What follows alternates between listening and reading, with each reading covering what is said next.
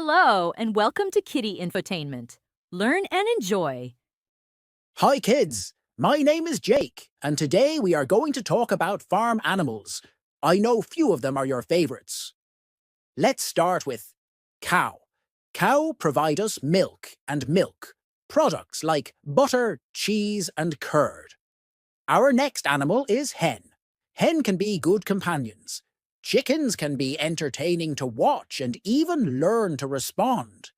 Hens provide a range of benefits, from fresh eggs and meat. Now, we will talk about fish.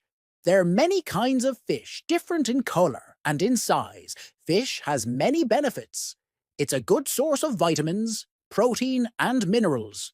Fish is a superfood for us. Our next animal is horse. Horse is very strong and a good companion. Horse riding keeps us fit and healthy. Horses are used for transportation and labour. Now cats, yes, kids love cats. They are really cute and good companion. Kids enjoy playing with cats. Next animal is a goat. Goat meat provide us protein, which is good for growth and help building muscles. Goat also is a source of milk. Goat milk is a great source of vitamins, calcium and protein.